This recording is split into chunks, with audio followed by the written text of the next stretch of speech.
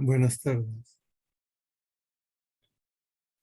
La señorita Michaska quedó pendiente su exposición de la clase anterior, ¿verdad? Ser. Sí, Entonces la completamos ahora. ok. Entonces puedo compartir, profesor. Aquí está. Ok.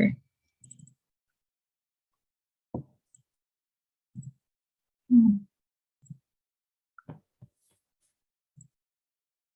Ok, buenas tardes, profesor y compañeros. Voy a explicar ahora sobre la función de la hormona luteinizante, pero cómo funciona esta hormona en los hombres. Entonces, en primer lugar, para la función testicular, esta función va a estar controlada por lo que es el eje hipotálamo hipoficiario testicular. Entonces, una vez que la hormona, la GnRH, sea liberada del hipotálamo, esta va a actuar a nivel del hipófisis, exactamente la de la hipófisis, y va a controlar tanto la secreción del LH, la hormona luteinizante, y también la FH, la folícula estimulante. Por ende, se menciona que las dos funciones básicas de estas dos hormonas en el hombre va a ser una función endocrina que va a generar lo que es la formación de testosterona y la función exocrina que va a ser la generación tanto del esperma o del espermatozoide finalmente. Entonces, una vez que el gen RH ya actúa en la hipófisis, se va a generar la liberación de LH. Esta LH va a actuar a nivel del testículo, exactamente en las células de Leydig que va a actuar. Estas células de Leydig se van a encontrar en el intersticio testicular entre los túbulos seminíferos y la función que tiene el LH en el hombre es actuar en las células de Leydig para la formación de la testosterona. Y acá en esta imagen se genera lo que es la biosíntesis de estas.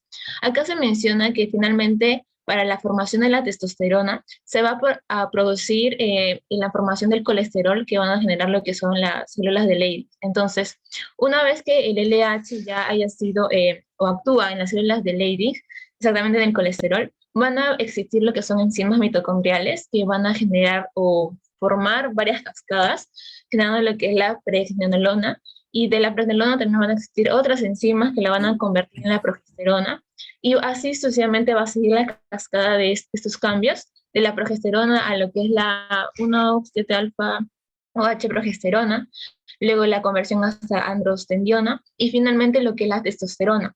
Se menciona que en el hombre la formación de la testosterona es entre 5 a 7 miligramos por día, y se menciona que también la testosterona está muy regulada o la LH está regulada también por lo que es el ciclo circadiano. Se menciona que también se ajusta a este ritmo, ya que, por ejemplo, en la tarde, en las últimas horas de la tarde, hay mínimo secreción de esta.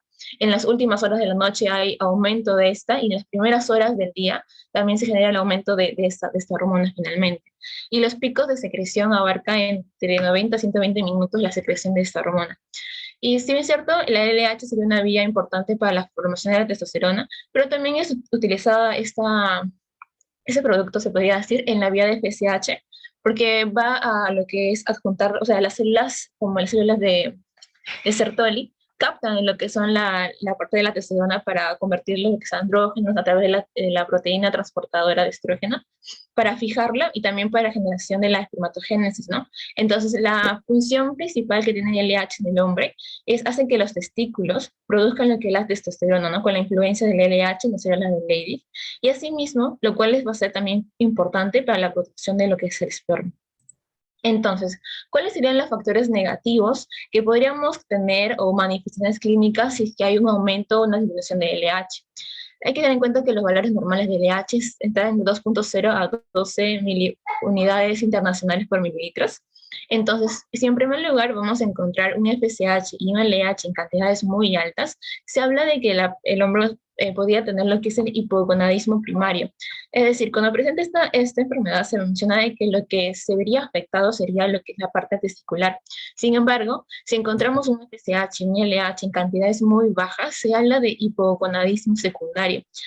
Cuando se habla de esta enfermedad es porque hay una afectación o está afectando todo lo que es el eje hipotálamo hipoficiario, se viene afectando y por ende se menciona lo que es esta enfermedad.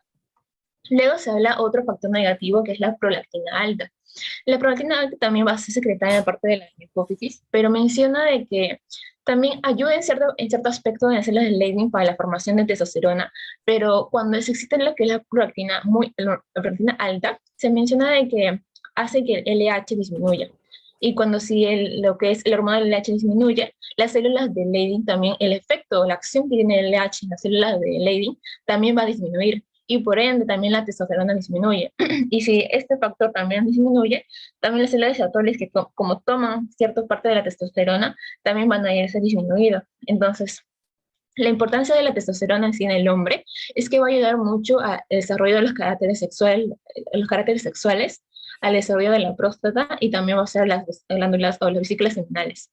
Pero, sin embargo, si encontramos una prolactina alta, lo que va a generar en el hombre es que al ver una déficit de testosterona, van a generar lo que es la impotencia sexual, una disminución de deseo sexual y lo que es la infertilidad.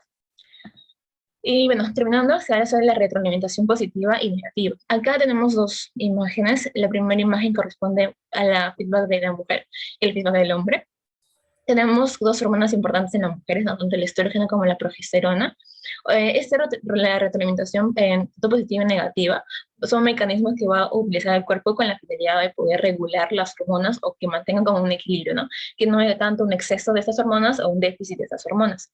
Por ende, el estrógeno o la progesterona puede mandar señales tanto al hipotálamo como al lóbulo anterior de la pituitaria, ¿no? Puede decir que ya se inhiba lo que es la hormona o la GnRH para que no estimule el lóbulo anterior o directamente al lóbulo anterior para que no genere la síntesis de FSH o LH, no actúe en el ovario y para que ya haya una disminución de estas hormonas.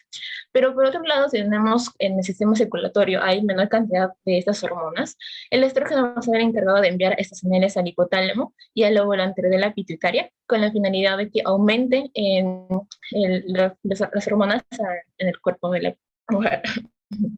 Y finalmente tenemos el cuadro donde se habla del feedback del hombre, que la única hormona que va a participar en esto va a ser la testosterona, no se ha encargado tanto del feedback negativo, ¿no? De enviar al hipotálamo al óvulo anterior, si en exceso de hormonas, decirle que ya inhiba lo que es la síntesis de GnRH, LH, FSH, y por el contrario, ¿no? Si encontramos en cantidades muy disminuidas de estas hormonas, también la testosterona será la encargada de, ¿no? Indicar desde el sertolio o el hipotálamo que genere mayor cantidad de hormonas.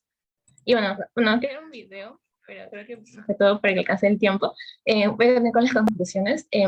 Las conclusiones eran más que todo que tanto la hormona luteinizante en Pongo el video. mujeres. Sí, ponga. Dígame, ¿y el video? ¿Lo puede escuchar el profesor?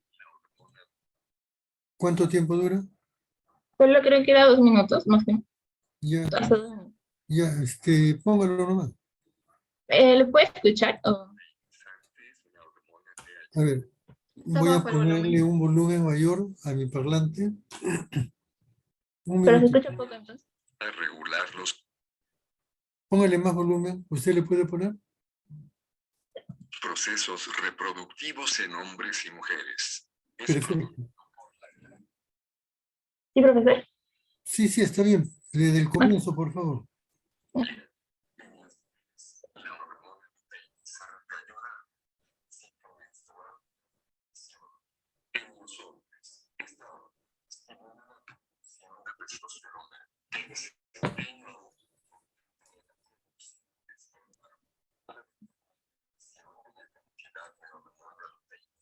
presente es un caso común en la investigación de la infertilidad en hombres.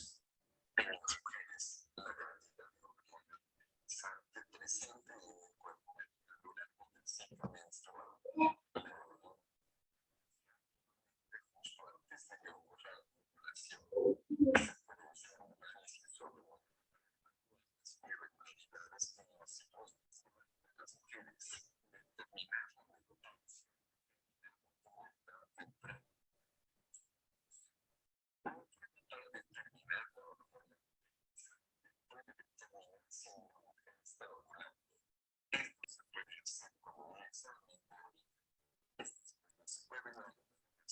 Se determina cuándo son los días de su ciclo menstrual. Las caseras están disponibles en la farmacia. Las mujeres también son métodos de concientización sobre la fertilidad. Observar sus secreciones naturales para que indican sus tendencias. Existe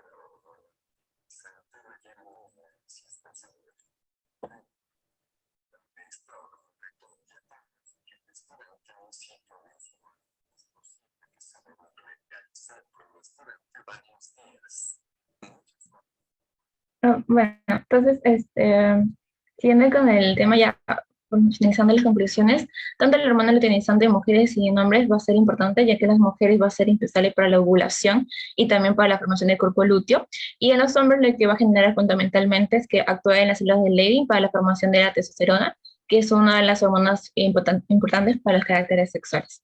Y bueno, acá están nuestras referencias y bueno, sería todo parte de ese tema, profesor. Gracias. Gracias, señorita. Bueno, el grupo que desarrolla el seminario el día de hoy, el grupo 1.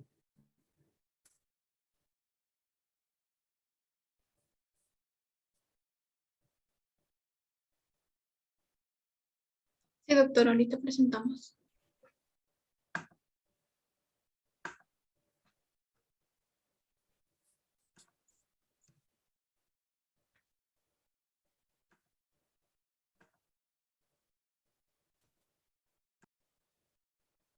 Ok, buenas tardes, profesor y compañeros. Vamos a exponer el tema sobre lo que es la hormona de crecimiento.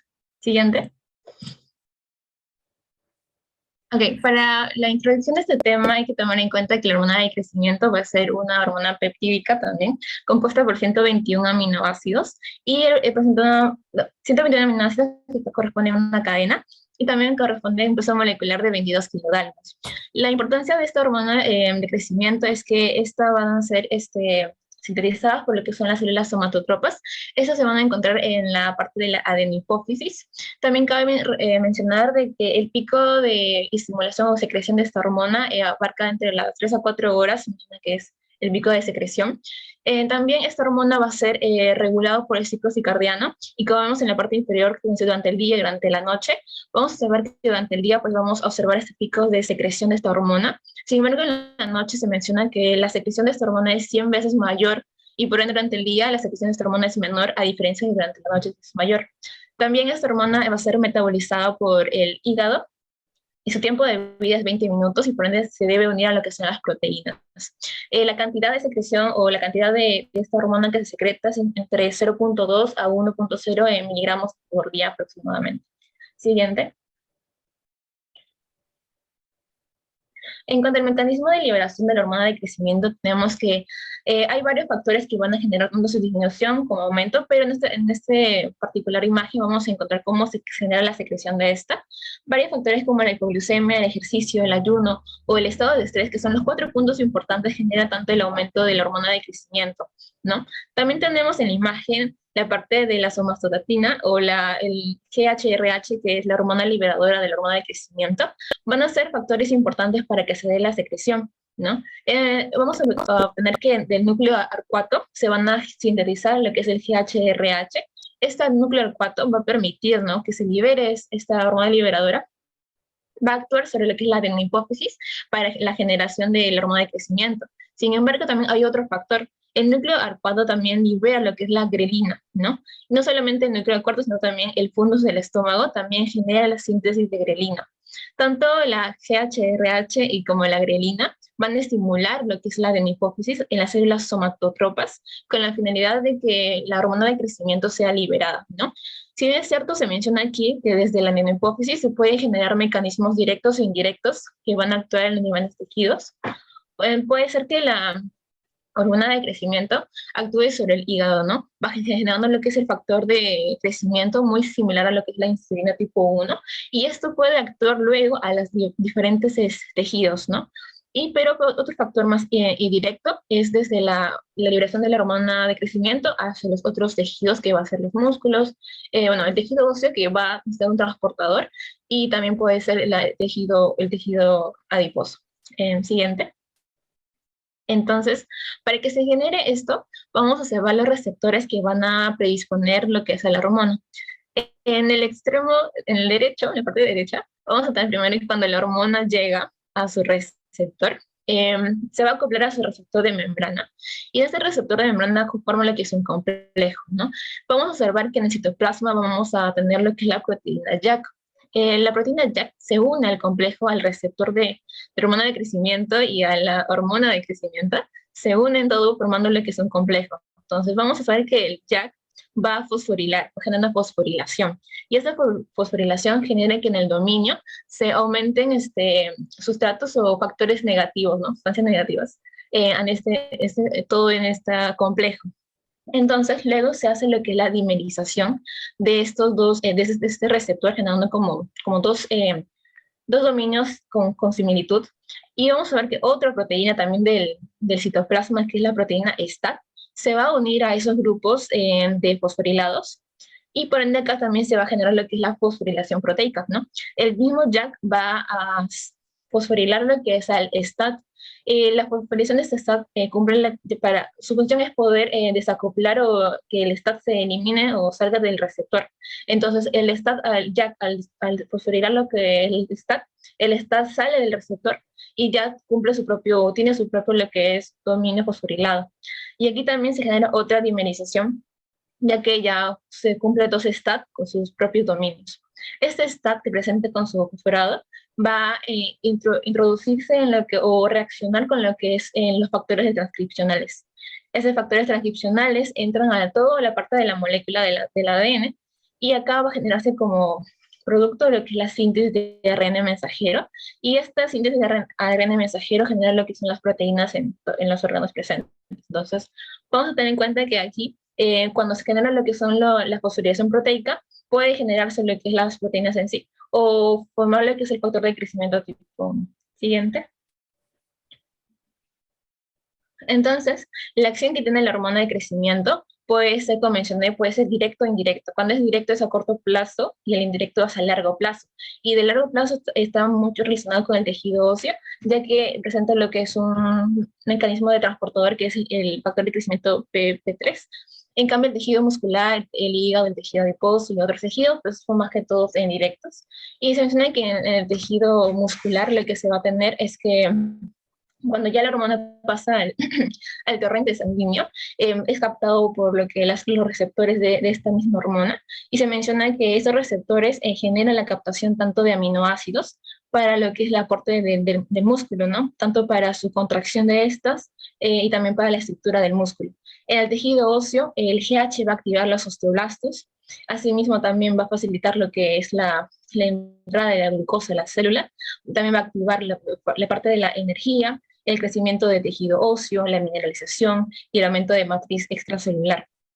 Y en el hígado, en el tejido adiposo, lo que se va a generar es que al ser liberado van a utilizar lo que son las reservas energéticas, tanto de las lipídicas y glucosídicas, y de esta manera va a generar también una pérdida tanto del tejido adiposo, y van a promover lo que es la glucogenólisis. Y finalmente, en los otros tejidos, por ejemplo, tenemos el sistema nervioso, el riñón o el corazón, lo que va a generar es que la hormona de crecimiento va a aumentar el tamaño de sus células, además va a facilitar también la síntesis de ADN y mejorar la síntesis proteica. Siguiente. Y finalmente tenemos aquí dos imágenes, tanto de la hormona de crecimiento en niños y adultos. En niños pues vamos a observar tanto en la niñez y adolescencia el aumento de la secreción de las hormonas de crecimiento. Sin embargo, en los adultos vamos a observar un decrecimiento de la hormona. Sin embargo, sí se va a generar producir, pero en menores cantidades, con la finalidad de poder regular o generar el funcionamiento de los diversos órganos. Siguiente.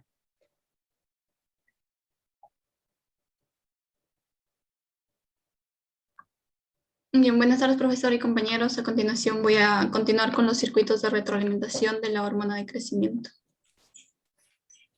Bien, respecto a la retroalimentación que se va a dar pues, en esta hormona, vamos a tener en primero que su secreción va a ser de tipo pulsátil, o sea, por periodos. En sí, cuando esta hormona va a ser secretada, pues principalmente va a ser secretada por la hipófisis, específicamente por las hormonas somatotrofas. Cuando esta hormona va a ser secretada, pues actúa en sus diversos tejidos diana, ya mencionados por mi compañera.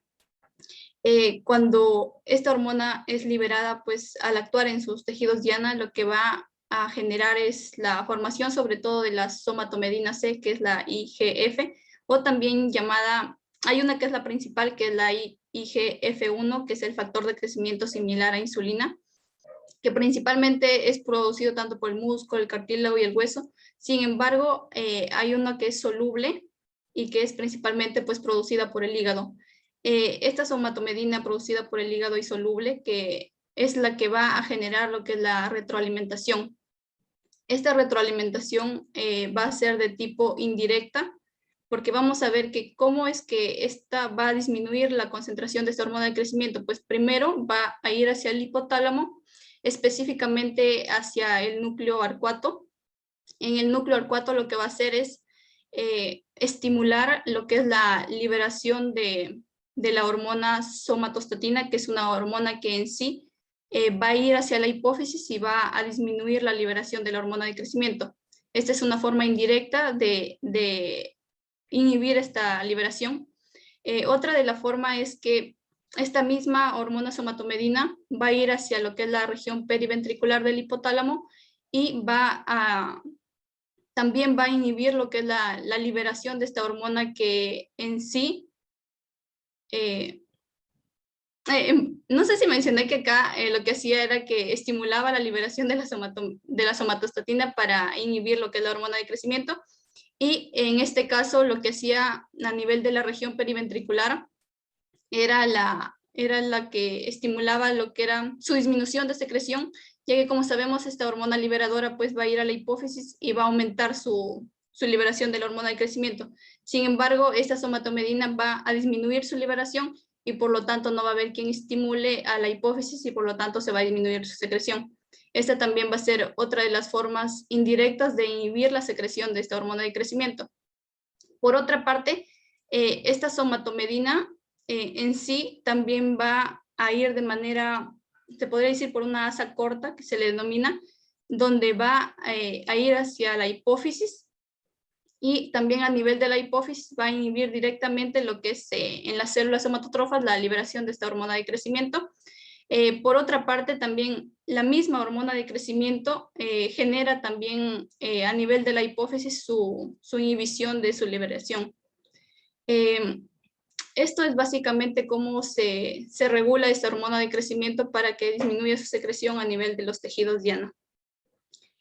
Acá he puesto también gráficos de cómo es que actúan estas hormonas específicamente. Por ejemplo, cómo es que estimula el hipotálamo la secreción de la hormona de crecimiento de manera más molecular, pues es que va a liberar esta hormona liberadora de hormona de crecimiento. Esta se va a unir a su receptor, que es una proteína GS, asociada a la enzima de inilato ciclasa, la cual va a convertir el ATP a AMP cíclico, y esta a su vez va a estimular a lo que son las proteinquinasas A, que se va a generar una cascada de este tipo de enzimas, y en sí va a promover lo que es la transcripción de genes para la formación de esta hormona de crecimiento, y también va a permitir la entrada de calcio para que posteriormente pues se libere, ¿no?, por las vesículas esta hormona hacia el torrente sanguíneo. Otro de los factores también que interviene acá es que cómo es que se inhibe cómo es que la somatostatina inhibe la liberación de esta hormona de crecimiento. Pues lo tenemos acá. Esta somatostatina se va a unir a su receptor a nivel de las células somatotropas. Este receptor va a ser una proteína, pero no va a ser GS, va a ser una proteína GI de tipo, o sea, una proteína inhibidora, que lo que va a hacer es, no va a convertir a esta adenilato ciclasa, no va a estimular a esta enzima adenilato ciclasa, y por lo tanto esta no va a convertir lo que es el ATP a AMP cíclico, y por lo tanto va a haber una disminución de y esto a su vez conlleva que no haya una secreción de esta hormona. Por otra parte, también va a estimular lo que es la salida del potasio, y por lo tanto va a hiperpolarizar la membrana de la célula, lo cual conlleva que esta célula no responda normalmente a los estímulos, y por lo tanto también se disminuye la secreción, y va a aumentar lo que es, va a inhibir la entrada de calcio, y eso también conlleva que no haya secreción de la hormona. Respecto a también mencionar respecto a cómo actúa la hormona de crecimiento en los tejidos diana, esto ya lo mencionó mi compañera. Básicamente se une a sus receptores que se dimerizan tanto el YAC con el STAT y producen lo que es principalmente este factor de crecimiento similar a insulina para ejercer todas sus acciones. Bien, luego continuaré con lo que son las anomalías en la secreción de la hormona de crecimiento. Bien, tenemos que la deficiencia de esta hormona de crecimiento básicamente pues va a producir múltiples efectos, ya que esta hormona va a estar actuando en diferentes órganos, específicamente a nivel del cerebro. Lo que va a producir es un aumento del aislamiento social en la persona, también va a generar una disminución de la calidad de vida, de la energía, de la autoestima en la persona. A nivel del hipotálamo o de la glándula pituitaria también va a generar una disfunción por la formación de estas masas pituitarias, que básicamente es que va a haber un incremento de estas células somatotropas. Se va a generar estas masas pituitarias, y por lo tanto estas masas van a generar también de manera secundaria lo que es una deficiencia o una insuficiencia a nivel de las glándulas adrenales, de la glándula tiroides y de la glándula gonadal. Como sabemos, este es un sistema que son ejes, ¿no?, que actúan tanto el hipotálamo en coordinación con la hipófisis y en coordinación con los demás órganos. Por lo tanto, si hay una disfunción a nivel del hipotálamo, pues también va a haber una disfunción a nivel de estas glándulas adicionales. Por otra parte, a nivel cardiovascular también va a haber una disfunción en lo que son la estructura cardíaca, y también una disfunción en lo que son sus funciones. También va a haber un incremento de los niveles de los lípidos, y también va a haber un incremento de lo que son los marcadores inflamatorios, ¿no? Como sabemos, ¿por qué va a haber un incremento de los lípidos? Como ya lo mencionó mi compañera, esta hormona de crecimiento pues estimula la lipólisis, y al haber una deficiencia pues se va a incrementar estos lípidos, ¿no?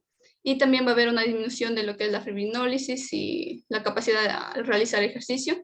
Al nivel del metabolismo de la glucosa se va a generar lo que es la resistencia a la insulina.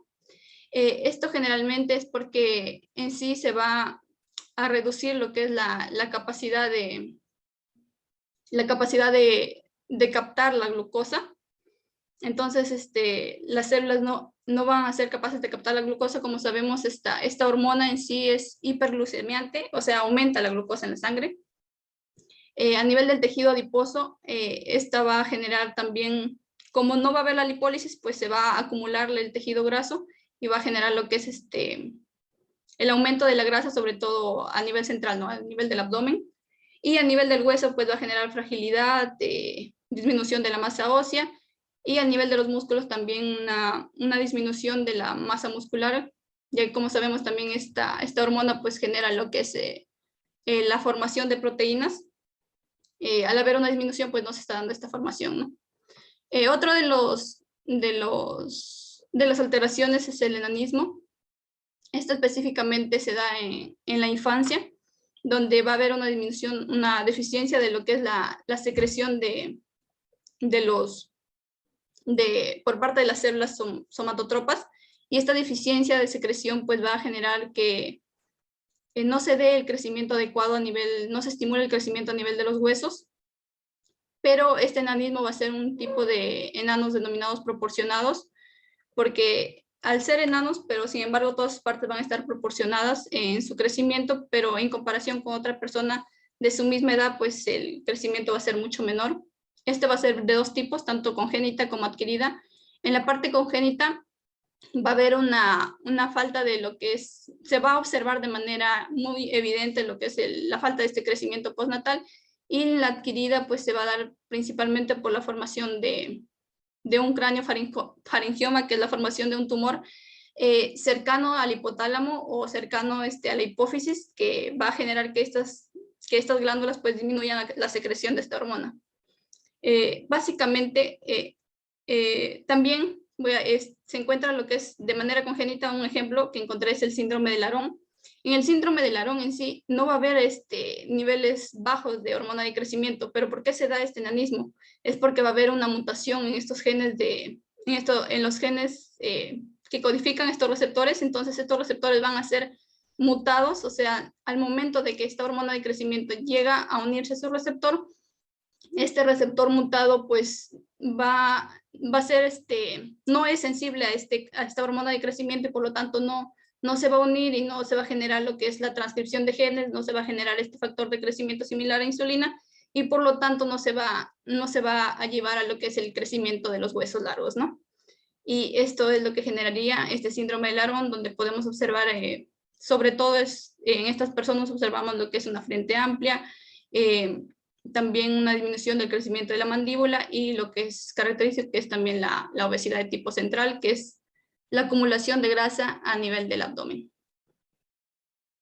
Respecto al gigantismo, tenemos que este gigantismo pues se da en la infancia o incluso antes de que se cierran lo que es la placa epifisiaria, la que permite el crecimiento de los huesos largos, ¿no? Entonces, en este caso, pues va a haber, contrario al enanismo, va a haber una hiperactividad de las células secretoras, donde va a aumentar, donde va a haber mucha cantidad de hormona de crecimiento.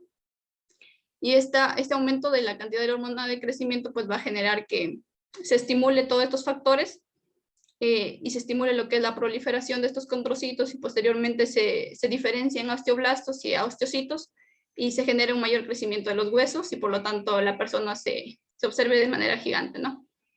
Esto básicamente se da por 3 formas. Acá observamos cómo es de manera normal, donde todos los factores están en sus concentraciones normales.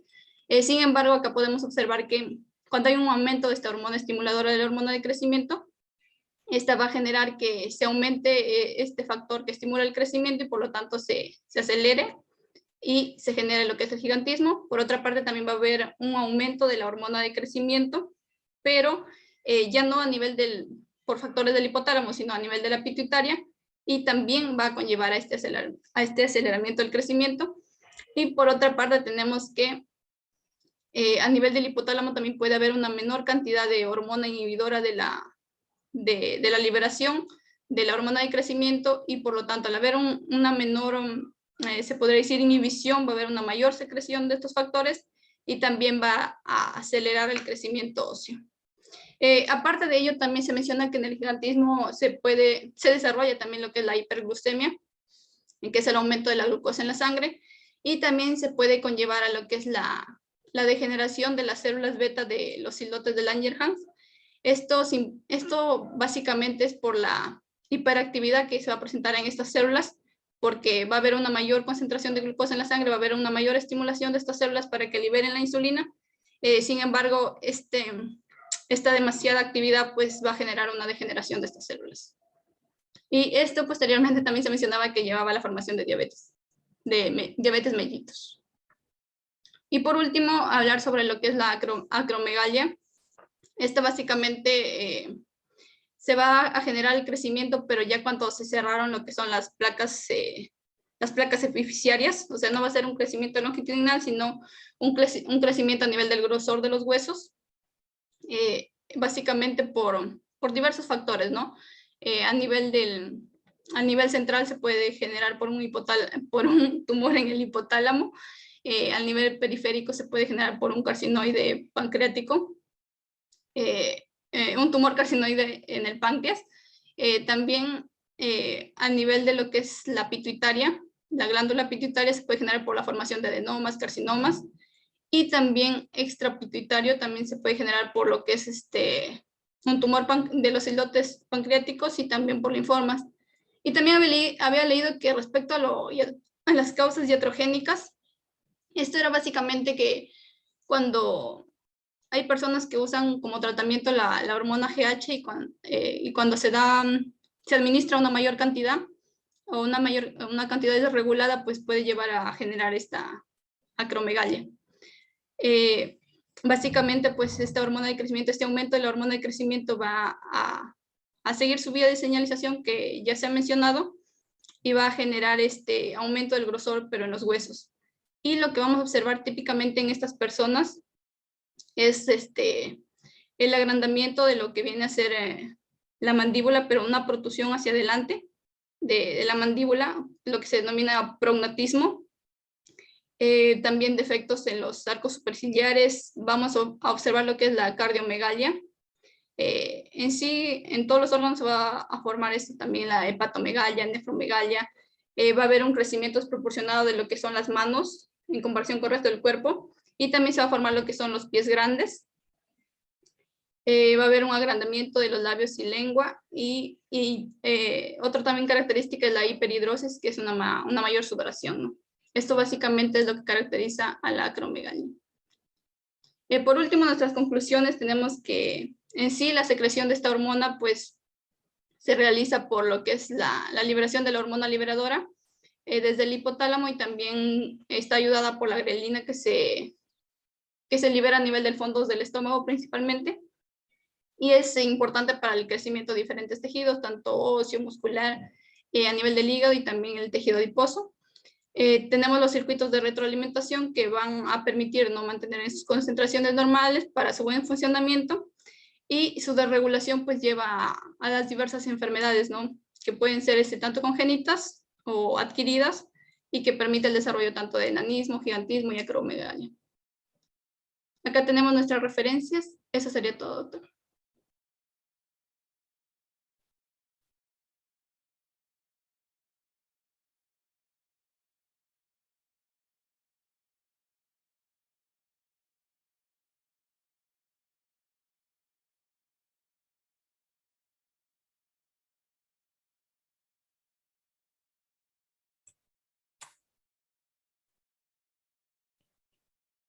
Voy a hacer una pregunta y cualquiera de las dos señoritas, Upé o Becerra, la puede responder. Los factores que regulan la secreción de ACTH.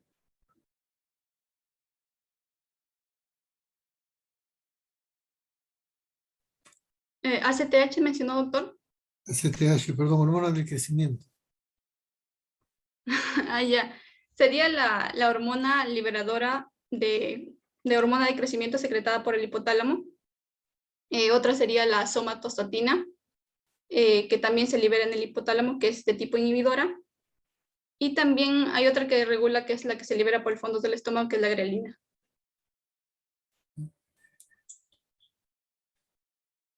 Señorita Michaska, ¿qué otros factores intervienen en la regulación de la secreción de la hormona del crecimiento? Había visto que factores que podían estimular era parte tanto del ayuno, el ejercicio, bueno, la hipoglucemia también mencionaba, quedando el aumento también de la hormona de crecimiento. Ayuno, ¿qué más? También cuando el momento de, no la vigilia, sino el momento del sueño también ayuda al aumento de la hormona. Un sueño, ¿qué más? El ejercicio, el estrés. Ejercicio, claro, el estrés también, estado de estrés psicológico.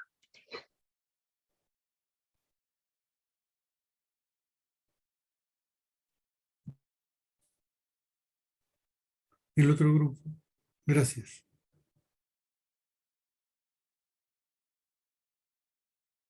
Sí, doctor. Ya. Bueno, para comenzar con este seminario número 2, vamos a hablar acerca de la prolactina. Y bueno, los integrantes son mi compañero Ruiz García Sebastián y quien les habla Díaz Flores y Ana Nicole. Bueno, para comenzar voy a hablar acerca de las generalidades de la prolactina. Y aquí primero tenemos las clases de hormonas, ¿no? Sabemos que existen 3 tipos. Primero están las proteínas y polipéptidos, los esteroides, y las proteínas derivadas del aminoácido tirosina. En este caso, el grupo en el cual se encuentra la prolactina son las proteínas y polipéptidos. Luego tenemos de que esta prolactina se va a almacenar en vesículas secretoras para finalmente salir por medio de la exocitosis, y también se van a almacenar, se van a sintetizar en el retículo endoplasmático rugoso. Luego tenemos que su estructura química consta de 199 aminoácidos, y es por eso que específicamente se denomina a esta prolactina como una proteína, ¿no? Porque los polipéptidos que tengan un número mayor a 100 aminoácidos, pues se van a ser denominados proteínas, y los polipéptidos que tengan un número menor a 100 aminoácidos, pues son denominados péptidos como tal.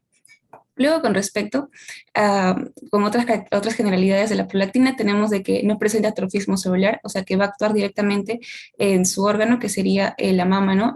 Todos sus conductos alveolares, los alveolos. Y luego tenemos que la vida media es de 20 minutos y va a presentar una liberación episódica, ¿no? Va a depender mucho de los estímulos que, bueno, estén como que estimulando justamente la producción de la prolactina.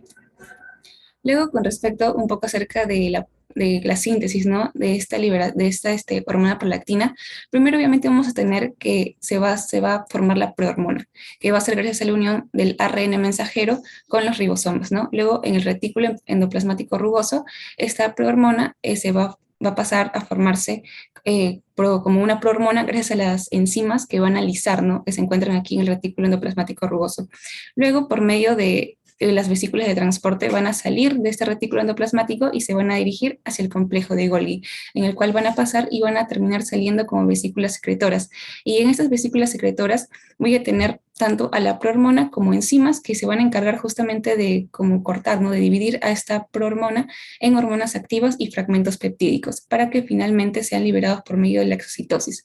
Y acerca de los estímulos, ¿no? Que incentivan a esta síntesis de estas hormonas peptídicas, sobre todo de la prolactina, es el aumento del calcio, y aquí se aumento de AMP cíclico, pero estaba en la imagen, ¿no? Pero en la lectura de los libros decía disminución de esta AMP cíclico.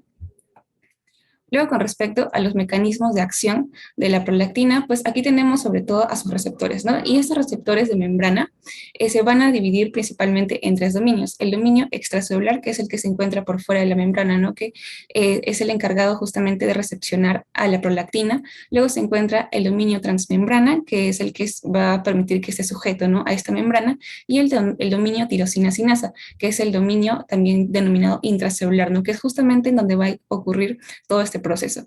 Lo que sucede es que cuando la prolactina se une a estos receptores, estos se van a dimerizar, ¿no? Se van a unir, como estamos observando aquí en la segunda imagen. Bueno, se van a juntar. Entonces, lo que va a suceder aquí es que se va a ver intervenido tanto el JAK1 como el JAK2, ¿no? Aquí tenemos graficado al JAK2, que se va a fosforilar y va a tener contacto con estas proteínas VOX1 y VOX2. En este caso también tenemos a otras proteínas involucradas, como por ejemplo se mencionaba mucho al SH2, que iba a tener contacto o mayor actividad con las proteínas STAT, ¿no? Que también se ven involucradas en este proceso y que finalmente me provocarían la proliferación, por ejemplo, las células alveolares, ¿no? Porque más adelante voy a mencionar para que puedan crecer, ¿no? Y finalmente también la producción de la leche materna, también están relacionadas con la supervivencia y con la diferenciación celular.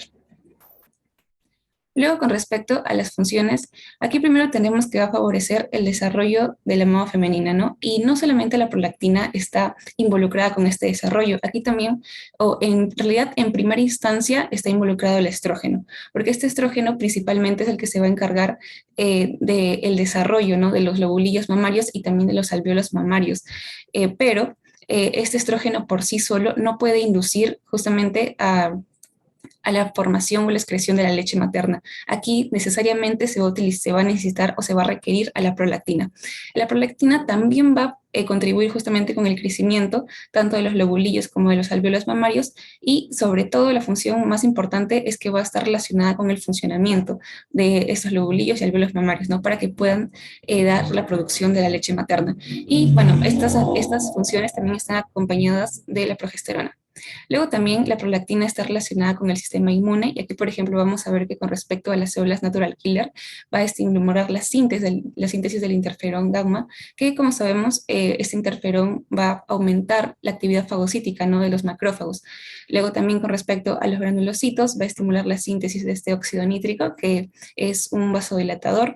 Luego con respecto a los linfocitos va a estimular también la síntesis del interferón gamma, de interleucina 2 y también del óxido nítrico. Y con respecto a los monocitos va a aumentar como que su inducción a la diferenciación celular. Ahora, con respecto a la secreción de la leche materna, aquí tenemos que igualmente, como en el proceso del crecimiento de las mamas, también se ve involucrado el estrógeno. Entonces, lo que sucede durante la gestación es que la placenta va a producir grandes cantidades de estrógeno y esto va a provocar de que justamente se dé este crecimiento y también ramificación de los alvéolos, ¿no? Y de los conductos alveolares. Entonces, aparte de eso, también va a provocar que haya un aumento en el estroma glandular que justamente va a permitir que se dé este depósito de grasa, ¿no? En las mamas y puedan aumentar de tamaño. Y una función como que contradictoria a la que tiene la prolactina es que, por ejemplo, el estrógeno inhibe la secreción de leche. En cambio, la prolactina estimula la secreción de leche, pero aparte de esa prolactina también se ve, por ejemplo, involucrada otro tipo de hormonas como la hormona de crecimiento, el cortisol, la hormona paratiroidea, la insulina, para poder secretar otros componentes de la leche, como por ejemplo los aminoácidos, los ácidos grasos, la glucosa y el calcio, que lo voy a explicar a continuación cómo justamente se ven involucrados con respecto a este proceso de formación de leche. Y bueno, también la prolactina está relacionada con el crecimiento del sistema ductal y, por ejemplo, aquí al lado hay un grafiquito, ¿no? En donde, por ejemplo, el color rojo en realidad es la prolactina, el de color azul son los estrógenos y el color negro es la progesterona. Entonces, lo que aquí se va a observar es que tenemos una línea y el número 0. Esta es la línea del momento del parto, ¿no? Entonces, luego del parto, acá hay como que 36 semanas después del parto y este que es como -8, -4 son las semanas antes de que se dé el parto, cuando la madre aún estaba gestando. Entonces, lo que sucede aquí es que antes del parto, como yo puedo observar, hay un incremento de las 3 hormonas, ¿no? De estrógenos, progesterona y prolactina. Pero de una vez después del parto, que esto ocurra, va a haber una disminución de la prolactina y del estrógeno. Pero en cambio, no, perdón, del estrógeno y la progesterona. En cambio, la prolactina va a seguir aumentando, pero tiene como que una apariencia inusual, ¿no? Como que se observan como que picos. Es que esto va a estar muy relacionado con los estímulos que se estén emitiendo, ¿no? Por ejemplo, se mencionaba en los libros, ¿no? De que más o menos alrededor del 6º al 9º mes, la producción de prolactina de manera natural sigue descendiendo, pero la mujer puede seguir dando el lactar a su hijo si es que este estimula, ¿no? Por ejemplo, si es que uno de los estímulos es que justamente se dé la succión, ¿no? En el pezón. Entonces, si el bebé sigue lactando, obviamente la leche se va a seguir produciendo. Por eso hay casos en los que incluso a veces las madres como que dan de lactar a sus hijos teniendo 1 o 2 años, ¿no? Que sí es posible. Y también se mencionaba que, por ejemplo, si es que se deja de lactar, no dar de lactar al hijo más o menos por 1 semana, hasta la secreción de esta hormona, o sea, de esta prolactina, va a disminuir y, bueno, puede llegar a desaparecer. Y bueno, con relación a la 5ª semana de gestación hasta el nacimiento, se menciona que hay un aumento de esta prolactina, pero ya desde el nacimiento hasta más o menos la semana 36 es cuando esta prolactina va a aumentar de 10 a 20 veces su cantidad. Y ahora aquí con respecto a justamente la formación de la leche, bueno, aquí tenemos un poco de las estructuras, aquí tenemos a los lobulillos, ¿no? Y también a los conductos, y bueno, haciendo un agrandamiento, aquí tenemos a un lobulillo mamario, y dentro de él están los alvéolos. Luego, agrandando esta imagen, aquí vemos un corte de un alvéolo. Podemos ver que está rodeado en la capa más externa, ¿no? Por las células mioepiteliales, y luego las células más abundantes son las células epiteliales secretoras de leche, que como podemos ver están formando como que pequeñas vesículas, ¿no? Que justamente es la leche, ¿no? Que va a ser secretada y yendo por el conductillo para finalmente poder salir, ¿no? Por el conducto galactóforo y, bueno, por el pezón y poder alimentar al bebé, ¿no? O darlo de lactar. Entonces, ¿cómo es que sucede esto fisiológicamente, ¿no? Entonces, aquí tenemos a un alvéolo y vamos a ver diferentes vías o diferentes mecanismos por el cual se va a dar la formación de la leche. Primero tenemos a la vía secretora. Entonces, ¿qué es lo que va a ocurrir aquí? Es que nosotros tenemos 2 proteínas importantes, que son la galactoalbúmina y la caseína.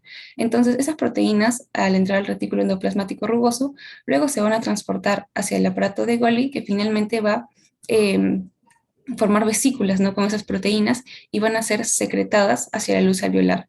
Luego aquí también con respecto a esta vía secretora está relacionada la lactosa, que este proceso en realidad va a iniciar con la glucosa. Lo que va a suceder es que la glucosa va a ingresar por medio de sus transportadores GLUT1 a la célula y lo que va a formar al momento de ingresar es a la UDP glucosa. En realidad tiene como que dos caminos. Ingresar directamente hacia el retículo endoplasmático, otra vez hacia, o sea, por medio también de sus receptores GLUT1, o el otro camino que tiene es como que formar la UDP galactosa. Y esta UDP galactosa también ingresa al retículo endoplasmático rugoso, pero obviamente no por los receptores GLUT1, sino por sus receptores propios de esta UDP galactosa. Entonces, aquí yo necesito necesariamente a ambos, ¿no? Tanto a la glucosa como la UDP galactosa, para que por medio de la lactosa sintetasa puedan formar juntos a la lactosa. Y luego van a ser, luego de estar en el retículo endoplasmático, una vez formada esa lactosa, se van a dividir hacia el aparato de Golgi, que justamente va a volver a formar estas vesículas y va a ser, va a salir hacia el luz alveolar por medio de la exocitosis. Luego, la otra vía que se encuentra es la de endocitosis y exocitosis transcelular. Lo que sucede aquí es que esto va a estar relacionado más que nada con la inmunoglobulina A. Entonces, esta inmunoglobulina va a ingresar y va a formar vesículas que van a transportarse por medio de esta célula alveolar, que finalmente va a ser liberada por medio de la exocitosis hacia la luz alveolar. Luego, la otra vía que tenemos es la vía lipídica. Lo que sucede aquí es que nuestra célula alveolar va a formar ácidos grasos de cadena corta y también se va a ver la presencia de ácidos grasos de cadena larga. Entonces, lo que va a suceder es que estos ácidos grasos se van a almacenar en forma de gotas lipídicas y finalmente van a salir, ¿no?, hacia la luz alveolar como lípidos lácteos. Como podemos ver, ya tiene como que un tamaño mucho mayor a comparación de su forma inicial de almacén, ¿no?, que son las gotas lipídicas, que serían las más chiquitas, y bueno, los lípidos lácteos de un mayor tamaño. Luego, con respecto a la vía 4, esa se menciona que es el transporte transcelular de sal y agua a través de los canales transportadores. Y como podemos observar en la parte más inferior de este gráfico, tenemos a un lado la sal y el agua, ¿no?, que van a ingresar el agua por medio de ósmosis, la sal por medio de sus transportadores, van a ingresar a la célula y asimismo también por medio de sus transportadores y el agua por medio de la ósmosis va a salir, ¿no?, hacia la luz alveolar. Y un proceso más sencillo en realidad también es la vía paracelular por iones y agua, que igualmente, ¿no?, por ejemplo, en el caso del agua, va a ir, ¿no?, por esta vía paracelular, que es justamente el espacio que se encuentra entre ambas células, como podemos observar aquí, hay un pequeño espacio, y que va a salir también hacia la luz alveolar. Luego, con respecto al control hipotálamo hipoficiario glandular, aquí tenemos, por ejemplo, la presencia de varios estímulos, ¿no?, que van a provocar que se dé justamente la secreción de esta prolactina, porque lo que ocurre aquí es algo muy curioso. Yo tengo aquí mi hipotálamo y, bueno, la parte más inferior es la eminencia media, que va a estar conectado por medio del tallo hipoficiario hacia la hipófisis, ¿no? Y la parte que a mí me interesa es la adenohipófisis, porque es justamente en donde yo voy a encontrar a mis células lactotropas o mamatropas, que son justamente las encargadas de poder secretar esta prolactina. Entonces, lo que sucede es que en mi hipotálamo yo voy a tener en realidad diferentes hormonas reguladoras. En su mayoría van a ser hormonas reguladoras positivas, ¿no?, que van a estimular más bien la secreción de las hormonas. Pero en cambio, con la prolactina pasa como que totalmente lo contrario. Aquí lo que va a haber esas hormonas son inhibitorias. Entonces, aquí específicamente tengo una estructura que es conocida como núcleo arcuato, donde voy a encontrar a neuronas tubero-infundibulares. Entonces, estas neuronas se van a encargar de la producción de la hormona inhibitoria de la prolactina, ¿no?, que básicamente es una catecolamina o una dopamina. Entonces, estas hormonas lo que van a hacer es que por medio del plexo capilar primario o sea, que todo esto engloba la circulación portal, ¿no?, que van a descender por medio del tallo hipoficiario a través de las venas portohipoficiarias hacia el segundo plexo capilar. Pero que ya está ubicado en la hipófisis anterior, que es justamente donde van a dar sus señales inhibitorias para que así les van a reconocer estas células lactotrofas y mamotrofas para evitar que se dé justamente la producción de esta prolactina. Pero ¿qué sucede durante, por ejemplo, la lactancia, ¿no? ¿Cómo es que se evita o cómo es que se inhibe en realidad a esta hormona inhibitoria de la prolactina? Pues lo que sucede, por ejemplo, aquí tenemos a un bebé lactando, ¿no?, está succionando. Entonces, este estímulo de succión por medio de las fibras mecanorreceptoras va a llegar hacia el estímulo de la succión, ¿no?, que esto me va a provocar de que justamente se inhiba a esta hormona inhibitoria de la prolactina y por lo tanto se pueda dar la secreción, ¿no?, de la prolactina, porque es como que menos por menos más, ¿no? Si inhibo a la hormona que está inhibiendo la formación de la prolactina, entonces voy a poder tener que mis células mamotropas puedan secretar finalmente la prolactina. Y bueno, sobre algunos mecanismos como que favorecen, ¿no? Justamente este proceso es que la mujer esté gestando, que esté en lactancia, ¿no? Como vemos, por ejemplo, aquí por medio de la succión. Luego también el sueño, el estrés también está relacionado y algunos antagonistas de la dopamina. Y con respecto a estímulos inhibitorios sería la dopamina, la GABA y análogos de la dopamina y la somatostatina.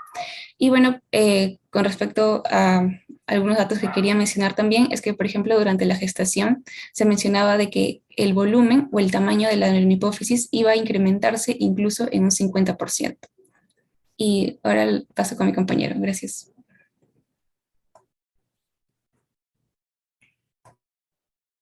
Bien, ahora reiterando el saludo, primero que nada, buenas tardes, profesor, compañeros. Vamos a continuar con este seminario sobre la prolactina.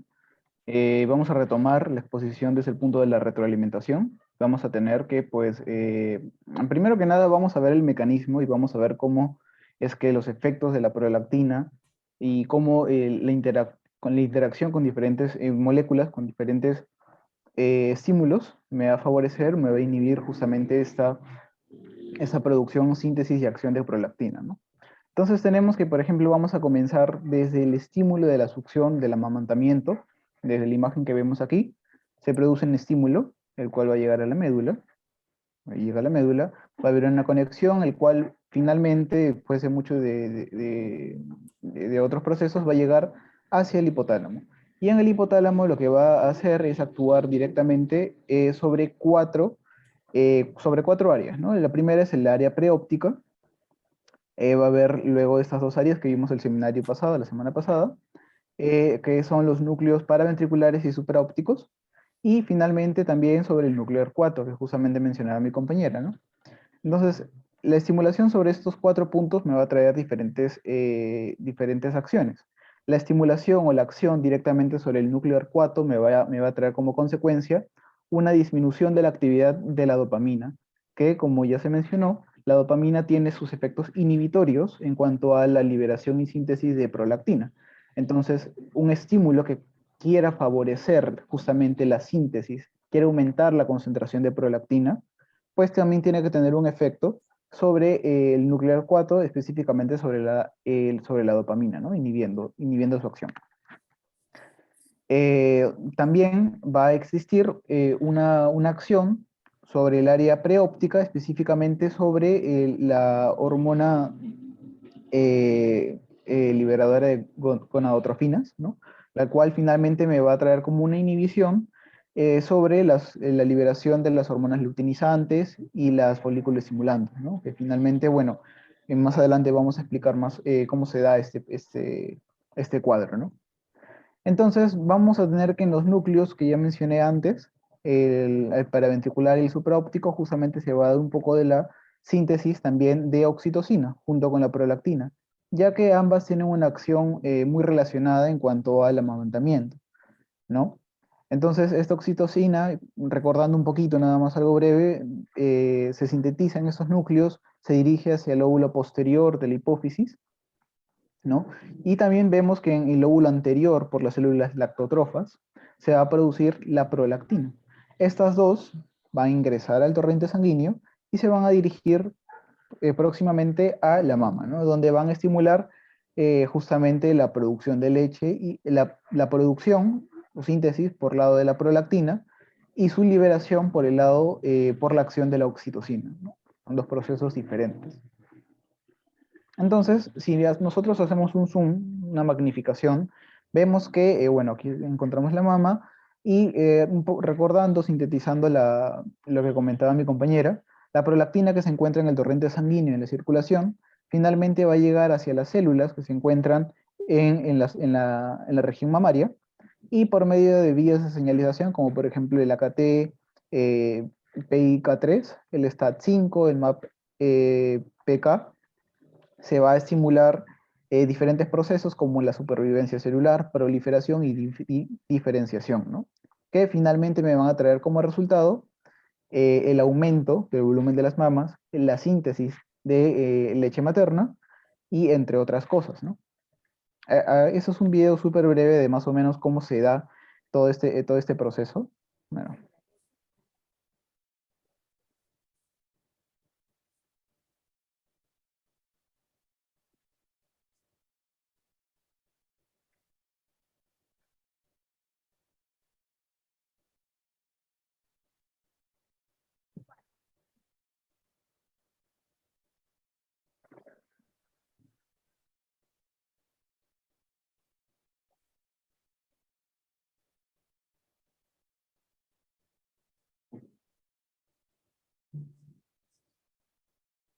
Bien, eso era un video, a grosso modo, de cómo, por medio de la estimulación de mecánica, podría decirse, se produce justamente la producción de leche por estimulación de la prolactina y la liberación de esta por medio de la oxitocina, ¿no? Entonces, para mencionar algunos factores estimulantes, se encuentra, por ejemplo, el THR, también se encuentran algunos antagonistas de la dopamina, que ya lo comentamos, que justamente inhibiendo su acción inhibitoria, ¿no? Menos por menos es más, me produce un aumento de la concentración de prolactina y la posterior producción de leche materna, ¿no? También la lactancia materna por estímulos mecánicos, el sueño, el embarazo y el estrés también se van a relacionar con, van a ser factores estimulantes en la síntesis y liberación de prolactina. Algunos factores inhibitorios en los efectos de retroalimentación negativa, los agonistas de la dopamina y la misma dopamina, ¿no? Entonces, en cuanto ya casi para finalizar, vamos a mencionar algunos aspectos en los cuales la prolactina se puede ver envuelta, ¿no? Tanto en su deficiencia, en su exceso y en otros procesos, como por ejemplo la formación de prolactinomas, ¿no?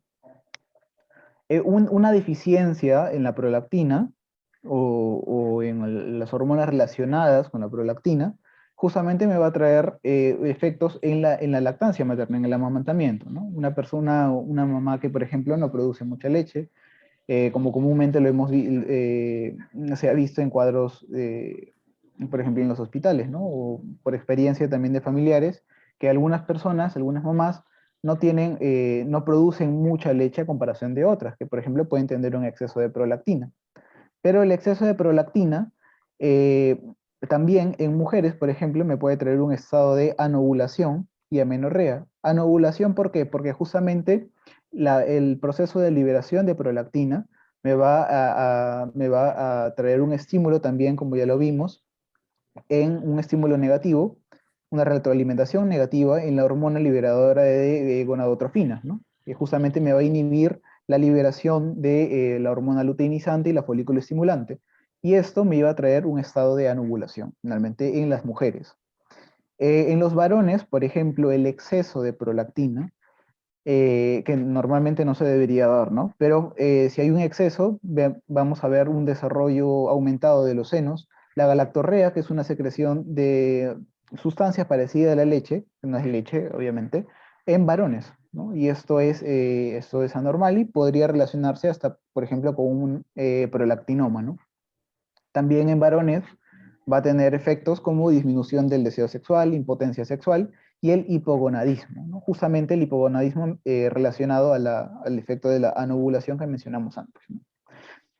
También había visto que, por ejemplo, tratamientos que estimulen, eh, tratamientos para enfermedades neurodegenerativas, por ejemplo, que estimulen o que favorezcan la síntesis de dopamina, la acción de la dopamina, pues justamente se iban a relacionar con una deficiencia de prolactina en mujeres, ¿no?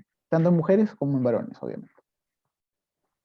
Y obviamente una estimulación de los estrógenos, altos niveles de estrógenos, como por ejemplo en el embarazo, pues también iba a tener un efecto a favor, un efecto estimulatorio en lo que vendría a ser la prolactina, ¿no?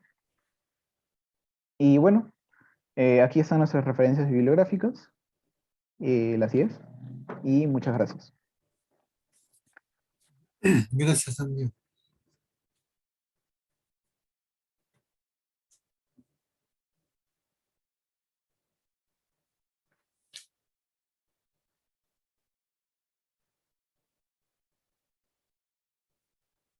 La pregunta es para ambos.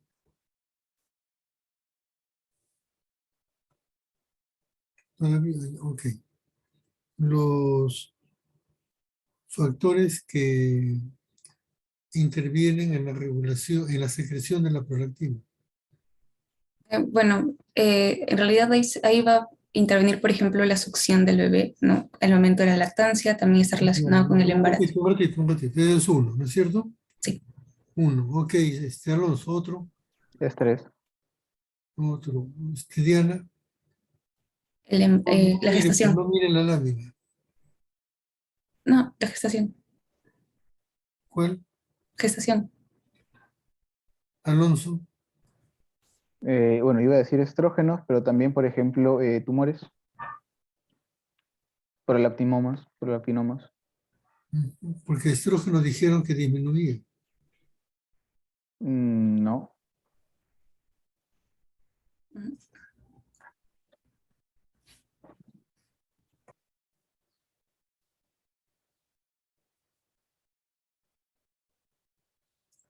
El sueño, El sueño favorece, si no me equivoco, también estimula la síntesis de prolactina. Sí, la Los an- prolactina está regulada por el ciclo circadiano. Tiene relación Ujú. Y los antagonistas de la dopamina. de la dopamina. Favorecen también.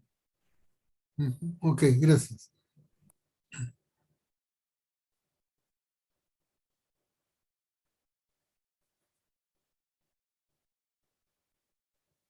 ¿Quién continúa?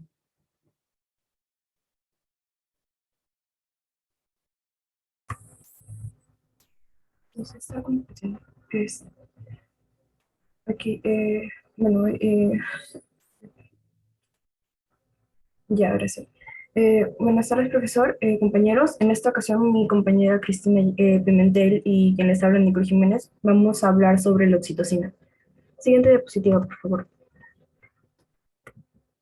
Bueno, vamos a tocar los diferentes puntos, desde funciones, el control del sistema, bueno, del eje hipotálamo hipoficiario glandular, los mecanismos de retroalimentación y también los procesos fisiológicos, terminando también hablando sobre un poco de la aplicación clínica. Siguiente, por favor. Bueno, para comenzar a hablar sobre los procesos, tendríamos que conocer un poco sobre la oxitocina, la cual va a diferenciarse de la vasopresina que se produce en bueno, del mismo lugar que sería de la neurohipófisis. Estas dos se van a diferenciar debido a que justo la oxitocina va a tener un aminoácido, o sea, una diferencia entre dos aminoácidos con la vasopresina. En este caso sería un monopéptido, el cíclico, la oxitocina. Y esta, como les digo, se va a secretar por la neurohipófisis, pero se encuentra en sí en dos núcleos, que sería el núcleo paraventricular y también en algunos casos, o sea, en menores, bueno, en menor proporción, también en el núcleo supraóptico. Esto ya en el hipotálamo. La oxitocina va a ser secretada por medio de vesículas hacia el torrente sanguíneo, donde va a ser, bueno, donde va a ser excitada, ¿no? O sea, va a ser excitada al torrente sanguíneo. Aquí también, o sea, hablando de la oxitocina, también otros sitios donde se puede sintetizar podrían ser en las células lúteas del ovario y también en el endometrio. Siguiente, por favor. Con respecto a las funciones que va a tener la oxitocina, esta va a actuar en distintas zonas de nuestro cuerpo. También, por ejemplo, en algunos libros se menciona cómo puede también actuar regulando al sistema nervioso central, pero principalmente va a actuar en lo que viene siendo la musculatura del útero y también en las glándulas mamarias. Aquí, por ejemplo, en el útero, esta aquí va a actuar tras la estimulación de diferentes mecanorreceptores que se encuentran justo en el cuello uterino, que esto se va a dar más que todo durante los procesos de dilatación en los que, bueno, el feto se encuentra, ¿no? O sea, cuando la madre está gestando, estos procesos de dilatación que se van a dar durante el parto más que todo, van a estimular los mecanorreceptores del cuello uterino y de esta forma enviar señales para la secreción de oxitocina al hipotálamo. Esto también o sea, mediante todo este proceso va a generar contracciones que van a ayudar al proceso del parto. Y también otros estímulos que se van a dar en el útero, por ejemplo, serían durante las relaciones sexuales, donde nuevamente se van a activar estos mecanorreceptores y se va a inducir nuevamente la secreción de oxitocina. Otra zona, como les dije, eran las glándulas, bueno, son las glándulas mamarias. Aquí en sí la oxitocina va a tener va a ayudar en lo que viene siendo el proceso de la expulsión de la leche y también y se va a dar igual de cierto modo similar al del útero mediante la contracción de las células miopiteliales. Aquí también van a haber diferentes receptores en las zonas sensibles del pezón y que se van a, o sea, por medio de la succión van a enviar las señales al hipotálamo y nuevamente se va a secretar, sintetizar y secretar la oxitocina. El amamantamiento aquí también puede ocasionar diferentes estímulos que van a llegar, van a enviar pulsos rápidos para que se pueda liberar la oxitocina y se va, bueno, este es un proceso que ya se va a explicar un poquito más adelante en el sistema del eje hipotálamo hipofisiario glandular. Y por último, en el tema del cerebro o en sí del sistema nervioso central, aquí eran más que todo, estaban relacionados como que a situaciones de comportamientos sociales en las que, por ejemplo, iban a estar implicadas la influencia de la oxitocina en las acciones de confianza que realizaba la persona, ¿no? También en los procesos en los que padecía ansiedad o temor. Estos iban a ser mediados por la oxitocina y pues de acuerdo a esto, de acuerdo a estudios, se veía cómo iban a influenciar. También se hablaba sobre que en el tema del autismo, por ejemplo, alguna afección en el desarrollo de los pacientes se podía relacionar con efectos, por ejemplo, en la vía de la secreción de oxitocina. Siguiente, por favor.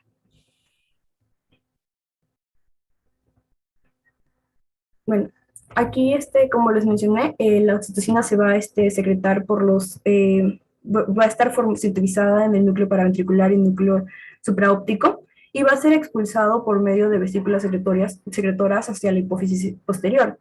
Esto va a ser mediado bajo diferentes procesos, por ejemplo, en los que estas vesículas, desde donde son almacenadas, cuando llega un estímulo del hipotálamo, se va a enviar la señal desde el cuerpo celular hacia el hipotálamo, o sea, desde el hipotálamo hacia el extremo más alejado de la hipófisis posterior. Aquí se va a dar todo un proceso de activación de diferentes receptores, por ejemplo, de la proteína G que va a activar a la fosfolipasa C, y toda una cascada que va a terminar básicamente en el aumento de la apertura de los canales de calcio, lo cual va a permitir pues que aumente la cantidad de calcio, no que entre más calcio y se va a producir la exocitosis. Y así ya las vesículas van a ser expulsadas a la sangre, dirigiéndose a los órganos diana. Siguiente, por favor. Aquí ya podemos ver el eje hipotálamo hipofisiario glandular. Aquí muchas de las hormonas endocrinas, que por ejemplo las hormonas tiroideas, la hormona del crecimiento, se van a encontrar reguladas por diferentes interacciones recíprocas entre el hipotálamo, la hipófisis y también entre las glándulas endocrinas. Aquí en esta figura podemos ver todo este proceso. Vamos a ver cómo diferentes neuronas hipotalámicas van a producir diferentes hormonas que van a ser transportadas a través de axones hacia la eminencia media. Con la estimulación, estas neuronas van a secretar sus hormonas hacia el plexo hipotálamo adenohipófisis, que va a influir en la porción anterior de la hipófisis. También las hormonas liberadoras hipotalámicas se van a unir a diferentes receptores de membrana, que en este caso van a ser específicos de células hipofisiarias y van a estimular la secreción de diferentes hormonas hipofisiarias. Aquí esto se puede, por lo general, la hormona endocrina efectora, que circula en el hipotálamo y la hipófisis, va a actuar sobre diferentes receptores específicos para inhibir la producción y la secreción de la hormona liberadora hipotalámica y de la hormona hipofisiaria reguladora. Siguiente, por favor. Uno de los ejemplos que se puede ver sobre de este eje hipófisis glandular en el tema de la oxitocina es, por ejemplo, en el momento de la succión del momento de la lactancia. Esto, como les mencioné anteriormente, por el tema de la succión, del estímulo de la succión, van a haber diferentes efectos. Por ejemplo, se va a estimular a los nervios sensoriales que van a encargarse de transportar señales desde, pues, el pezón de las glándulas mamarias hacia la médula espinal. Aquí estos van a establecer sinapsis con las neuronas y transportar la señal hacia el cerebro. Aquí en el cerebro, pues más que todo en el núcleo arcuato del hipotálamo, las aferencias del pezón van a inhibir a neuronas que liberan dopamina, que normalmente va a la hipófisis anterior e inhibe a la prolactina de las lactotropas. Así pues, esta liberación de esa inhibición de la dopamina, de la liberación de la dopamina, va a conducir al aumento de la liberación también de la prolactina. Y ya, pues después de este proceso, las aferencias que se desencadenaron por la succión del pezón también van a desencadenar la producción de la oxitocina en los núcleos supraópticos y paraventricular. Y estas aferencias van a inhibir también formación, la liberación de la hormona liberadora de la gonadotropina, lo cual va también a inhibir a otras dos hormonas, y de esta forma pues se va a, cancelar inhibir el ciclo ovárico. Y bueno, también dependiendo de la intensidad y la frecuencia de la succión, también van a disminuir, por ejemplo, disminuye en este caso se mencionaba algo sobre diferentes suplementos que se daban a los lactantes, pero bueno, en sí esto iba, como se mencionó también anteriormente, a inhibir en sí todo ese proceso, lo que venía siendo el proceso de ovulación. Siguiente, por favor. Bien, buenas tardes, doctor, compañeros. Ahora, siguiendo con los mecanismos de retroalimentación de la oxitocina, debemos tener bien en claro que pues la oxitocina en el parto va a ser un ejemplo clásico de una retroalimentación hormonal positiva. ¿Por qué menciono específicamente en el parto? Ya que, bueno, como mencionamos en el principio, la oxitocina no solamente va a causar la contracción de las células musculares lisas de lo que sería el útero, sino de que también puede ser implicado en lo que sería, pues, contracciones en el momento de la menstruación o en el orgasmo. Pero aquí vamos a centrarnos en lo que sería el parto. Bueno, en la imagen de la derecha podemos ver que, pues, cuando una mujer entra en labor de parto, va a iniciar la retroalimentación positiva. Entonces, aquí vamos a tener a un bebé que va a presionar el cuello uterino y esto va a activar a las neuronas del cerebro. Estas neuronas pues van a enviar señales para que la glándula pituitaria pueda liberar la oxitocina. Entonces, tenemos por un lado de que la oxitocina va a aumentar las contracciones uterinas. Y a su vez, estas contracciones uterinas, debido a que van a ejercer presión en el cuello uterino, van a causar la liberación de más oxitocina. Y es por eso de que pues, se da este ciclo de retroalimentación positiva. Pero ¿cuándo termina esto? Este ciclo va a finalizar cuando el bebé nazca. Siguiente, por favor.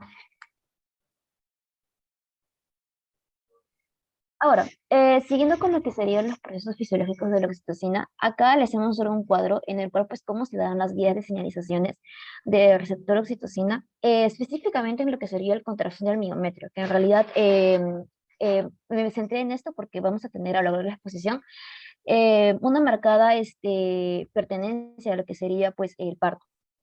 Entonces, vamos a tener que la oxitocina va a tener, obviamente, un receptor de oxitocina. Este receptor de oxitocina, pues cuando se une a la oxitocina, va a activar lo que sería al G-alfa-Q11. Y este a su vez, pues va a activar lo que sería a la fosfolipasa C, la cual pues va a hidrolizar al fosfatidilinositol 4,5 bisfosfato, o PIP2 para poder abreviarlo, a lo que sería inositol 1,45 trifosfato, y también a lo que sería al deacilglicerol. Entonces, esto en realidad va a ir como en cascada, si en la imagen lo pueden ver más claramente.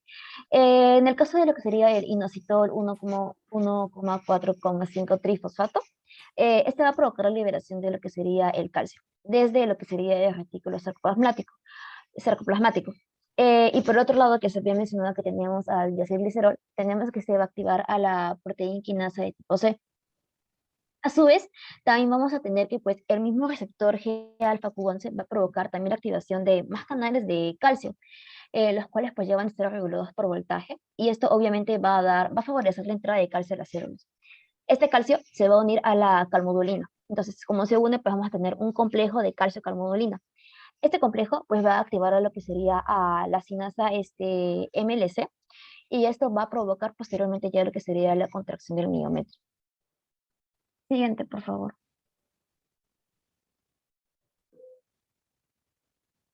Bien, ahora, hablando sobre lo que sería pues el efecto de la oxitocina, si bien es cierto, hemos visto en un principio las funciones, sin embargo también averiguando encontré de que pues, dado los receptores que podemos encontrar en distintos lugares del cuerpo, vamos a tener efectos justo a nivel central o periférico. Uno importante y curioso que me pareció en realidad fue el comportamiento. Se dice que la oxitocina va a ser va a ser influyente en lo que serían las interacciones sociales entre las personas. Y es por eso de que, pues, en realidad, últimamente han habido un reciente interés, ¿no? En este efecto que puede tener. Entonces, la oxitocina ya se dice de que pues, va a cumplir un papel fundamental en la creación de uniones, pero específicamente en lo que sería la madre y el hijo. Y que, pues, por ejemplo, si es que existiera una interrupción de oxitocina, en realidad esto podría alterar tanto a base, según la base química del cerebro, y esto puede afectar lo que sería la respuesta posterior al estrés que puede presentar el hijo a lo largo de su vida. Entonces, ¿y esto por qué? Ya que se dice de que pues existen receptores en lo que sería la parte de la amígdala que tiene que ver con lo que serían por las emociones. Entonces, una diferencia que quería marcar es de que si bien es cierto tenemos tanto por un lado mujeres y hombres, había una diferencia en cómo la oxitocina actuaba en cada uno de estas, bueno, en estas personas, ¿no? Entonces, si bien es cierto, pues los hombres van a tener niveles más altos de testosterona, justo esa testosterona iba como que a contrarrestar a lo que sería la oxitocina. ¿Y esto qué iba a hacer? De que pues en realidad justo un hombre podría parecer que se le dé una disminución de la credibilidad a lo que él diga, también de que tiendan a ser menos empáticos que las mujeres. Por eso, a diferencia de lo que serían las mujeres, la oxitocina sí va a tener una mayor predominancia y es por eso de que pues las mujeres normalmente van a ser más propensas a hacer a poder cuidar a las demás personas y tener una mayor facilidad para entablar amistades. Ahora, con lo que sería pues el siguiente punto, que sería el sistema reproductivo. La oxitocina va a estar, en realidad está más estudiada en lo que sería la reproducción femenina. Y pues justo una de las aplicaciones clínicas que les voy a hablar ya casi al final va a ser la oxitocina como fármaco para poder inducir o acelerar el parto. Sin embargo, este no va a ser en realidad pues su principal función. Ya de que también he leído que en un estudio de ratones, cuando se le inyectaba oxitocina en el área tegmental ventral, sí iba a dar lo que sería la erección del pene. Y obviamente esto iba a estar también relacionado a una eyaculación más pronta, ya de que pues, iba a aumentar también justo, se evidenció que esta oxitocina aumentaba el número de espermatozoides y también la contracción de los tejidos eyaculatorios. Entonces, ahora, tenemos también lo que sería el riñón, el sistema cardiovascular, que realmente quizás puede ser un poco raro, ¿no? Como el riñón, la antidiuresis teníamos a la vasopresina. Sin embargo, tenemos también que la oxitocina, ante lo que sería o sea, que una antidiuresis que provoca la oxitocina se va a relacionar a un aumento de acoporina 2 y 3. Estos que van a ser mediados por el receptor V2, que van a estar en la membrana vasolateral de los conductos colectores del riñón. Y obviamente si es que íbamos a tener una mayor expresión de acoporinas, íbamos a tener una mayor retención de agua, pero que también iba a estar acompañada de lo que sería una hiponatremia, que iba a estar sintomática en las mujeres se les había administrado oxitocina para la inducción del parto. Bueno, siguiente, por favor. Ahora, justo con las aplicaciones clínicas que yo les había mencionado de que pues iba a haber una mayor predominancia en lo que sería la mujer, el parto. em, incluso por las literaturas que he revisado, incluso la administración de oxitocina en el parto iba a estar todavía como que en duda. Si hablamos de cifras, de porcentajes, vamos a obtener de que un 25% de las parturientas van a requerir oxitocina tanto para la inducción o para el aumento del trabajo del parto. Obviamente, el hecho de administrarla es porque nos va a dar ventajas. Entre estas ventajas, obviamente, van a ser el inicio, la mejora de las contracciones en el parto, pero también se habían evidenciado unas desventajas, ya de que pues, en realidad no existía un estándar universal para lo que sería la cantidad de dosis que le íbamos a administrar a la paciente, y tampoco había como que un patrón, por así decirlo, de cómo esta paciente iba a responder a esta oxitocina. Se hizo un estudio, en realidad, bueno, saqué que se habían hecho dos estudios. En un primer estudio en el cual pues a las mujeres que tenían su parto por vía vaginal, que era la primera vez, se le había administrado carbetoxina, que es un análogo de la oxitocina. Y en este estudio pues que habían sido aproximadamente 400 parturientas, 11 habían, después de esta administración, habían experimentado efectos adversos y que 2 habían tenido hemorragias y lo que más se temía, ¿no? Lo que sería una ruptura uterina. otro estudio en el cual pues a mujeres de que ya era la segunda vez que se les había administrado, que en su primer parto habían tenido un parto por vía vaginal y de ahí un parto por cesárea. Allí sí hubo una mayor prevalencia de las mujeres de que se les administraba dosis muy altas de oxitocina y que pues a las finales terminaban en lo que sería justo una ruptura uterina. Siguiente, por favor. Ahí nomás, ¿eh? Cristina, ahí nomás porque no va a haber tiempo Ah, ya, doctor. para la exposición de los otros colegas. Gracias, Cristina. Gracias, Nicole. ¿Quiénes continúan?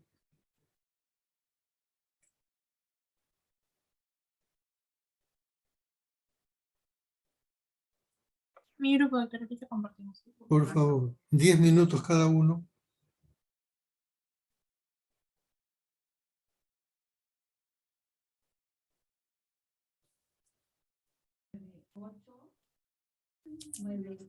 Bueno, voy a hablarles acerca de la fisiología de la adrenocorticotropina. Siguiente, por favor. Siguiente. Bueno, con respecto a la adrenocorticotropina, esta va a ser el principal regulador de la producción de cortisol en las células fasciculares suprarrenales. Esta va a contener aproximadamente 39 aminoácidos y, bueno, su actividad biológica va a aumentar según aumente la longitud del péptido. Y vamos a tener dos regiones importantes. Una región que consta de los aminoácidos de 6 a 10, que está compuesto por histidina, fenilalanina, arginina, triptófano y glicina, que va a poseer la actividad biológica, y la región de 15 a 18, que contiene lisina y arginina, que va a ser la encargada de la unión al receptor de melanocorticoide, ¿no? De tipo 2. Bueno, esta hormona adrenocorticotropina va a ser sintetizada por las células corticotropas basófilas de la adenohipófisis, que van a representar aproximadamente el 10% de las células, ¿no?, que se encuentran a nivel del par distal, y van a sintetizarse como un producto posttraduccional de la propia melanocortina, que vendría a ser una preprohormona para no solamente la adrenocorticotropina, sino otras hormonas, como por ejemplo la hormona liberadora de melanocorticoides, ¿no? Siguiente. Y bueno, perdón, y retrocede uno.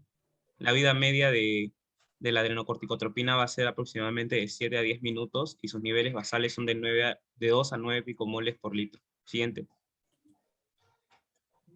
Bueno, con respecto a las funciones de la adrenocorticotropina, estas van a encargarse sobre todo la síntesis de esteroides a nivel de la glándula suprarrenal, dentro de las cuales tenemos los mineralocorticoides, los glucocorticoides y los andrógenos suprarrenales, ¿no? Con respecto a los glucocorticoides, estas se van a sintetizar sobre todo en la zona fasciculada, mientras tanto los mineralocorticoides en la zona glomerular y los andrógenos suprarrenales en lo que es la zona reticular. En el caso de los glucocorticoides, estas van a regular respuestas fisiológicas en respuestas al estrés, ¿no? Y, por ejemplo, algunas de las acciones que van a tener estos glucocorticoides es que van a aumentar la gluconeogénesis, es decir, la síntesis de nuevo de glucosa. En este caso, por ejemplo, se dice que estos glucocorticoides van a afectar el metabolismo de, por ejemplo, de las proteínas y los lípidos, ya que en el caso de las proteínas, estas se van a degradar para poder utilizar los aminoácidos para la síntesis de glucosa, y en el caso de los lípidos se usa el glicerol para la síntesis de glucosa. Entonces, para ello se necesita el aumento de la proteólisis y de la lipólisis. También van a disminuir la utilización de glucosa. Tenemos también otros efectos, como por ejemplo a nivel de la respuesta inflamatoria y a nivel de la respuesta inmunitaria, ya que los glucocorticoides van a disminuir lo que son la liberación de la interleucina 2 y van a suprimir lo que es la respuesta celular, ¿no? Después, con respecto a los mineralocorticoides, estos, como mencioné, son sintetizados en la zona glomerular de la corteza suprarrenal. Y en este caso, los mineralocorticoides, el principal ejemplo de mineralocorticoide es la aldosterona, y esta va a actuar a nivel de los túbulos distales y de los túbulos colectores, el túbulo distal y los túbulos colectores del riñón. Y en este caso, a nivel de las células principales van a aumentar la reabsorción de sodio y aumentar la secreción de potasio, mientras que en las células intercaladas alfa van a aumentar la secreción de hidrogeniones.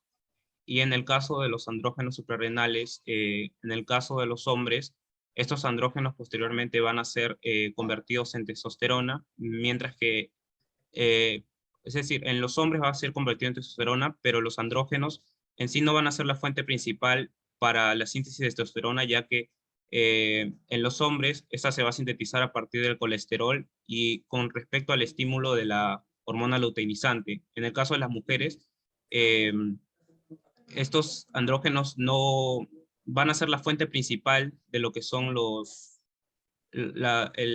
estrógenos, ¿no? Esa es una diferencia entre los hombres y las mujeres. En el caso de las mujeres van a estimular el crecimiento del vello púbico, el crecimiento del vello axilar y también la libido. Van a estimular la libido. Siguiente. Bueno, para que se pueda sintetizar lo que es la adrenocorticotropina, se necesita de su principal estímulo, el cual vendría a ser la hormona liberadora de corticotropina. Este es un neuropéptido de 49 aminoácidos y es secretada sobre todo por las células parvocelulares del núcleo paraventricular, mientras que las células magnocelulares de este mismo núcleo paraventricular van a sintetizar lo que es la hormona antidiurética. Bueno, una vez de que se van a sintetizar a partir de estas células y secretar, van a terminar en el plexo capilar primario del sistema hipofisiario portal a nivel de la eminencia media y se van a dirigir hacia la adenohipófisis y actuar en su receptor de tipo CRH1, que va a estar acoplado a una proteína GS, es decir, que va a actuar con la adenilato ciclasa, va a convertir el ATP a AMP cíclico y el AMP cíclico va a activar la proteína sinasa A, que va a fosforilar distintas otras proteínas que van a generar sus efectos, ¿no? Y el efecto total va a ser la síntesis o la expresión de ciertos genes, ¿no? En este caso, el gen Diana, por así decirlo, de la hormona liberadora de corticotropina, va a ser el gen que codifica la POMC o la propia melanocortina. Entonces va a aumentar la síntesis y liberación de esta preperhormona, ¿no?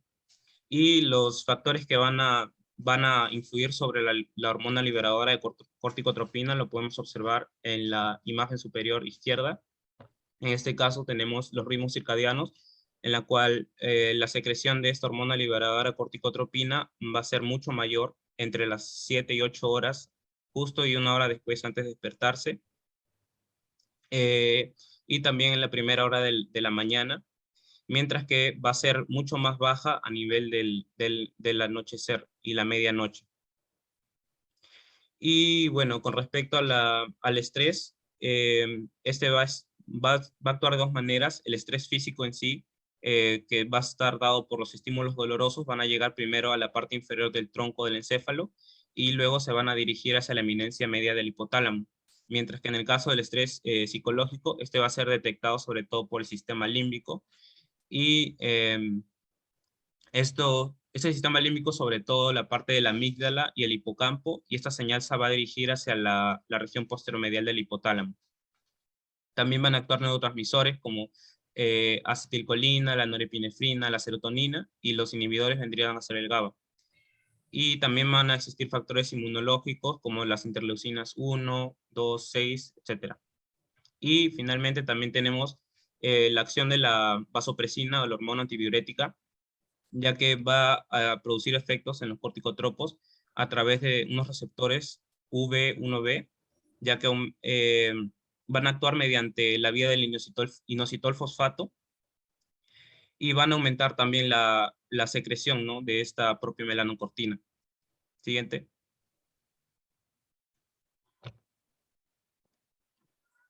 Bueno, finalmente, bueno, con respecto a la secreción de la adrenocorticotropina, esta en sí se va a sintetizar primero como una preperhormona, como había mencionado, que es conocida como la propia melanocortina. Esta consta de un péptido N-terminal, una proteína J de unión, la adrenocorticotropina y la beta-lipotropina. Sin embargo, en el caso de la vida fetal y en el embarazo, hay una zona en la adenohipófisis que se conoce como la pars intermedia, en la cual esta propia melanocortina puede dar origen a otros péptidos, como por ejemplo la hormona liberadora de melanocortina alfa. También tenemos el CLIP, la gamma lipotropina y la beta endorfina. Y en sí, la gamma, por ejemplo, la gamma lipotropina va a dar origen también a la beta, o la hormona liberadora de melanocortina beta. Y en sí todas estas hormonas liberadoras de melanocortina, así como también la adrenocorticotropina, van a actuar a nivel de los receptores, los receptores de melanocortina. Y por ejemplo, a nivel de los melanocitos tenemos los receptores de melanocortina tipo 1, en las cuales se va a aumentar la dispersión, ¿no?, de los gránulos secretores de melanina, y por ello es que en enfermedades donde hay mayor liberación de adrenocorticotropina, hay lo que es hiperpigmentación. Bueno, con respecto a la secreción de la adrenocorticotropina, es pulsátil y se dice que es de 40 pulsos cada 24 horas, aunque en el libro de Constanzo había encontrado que era de 10 pulsos en promedio. Ello va a generar también una secreción pulsátil paralela de los corticosteroides, y su receptor va a ser el MC2R, y va a estar acoplado a una proteína GS, es decir, que también va a actuar mediante la adenilato ciclasa. Siguiente. Terminó Bueno. su exposición, ahí nomás. Señorita María de los Ángeles. Sí, bueno, para continuar hablaré sobre lo que vendría a ser el control de la hormona adrenocorticotropina por el sistema nervioso central.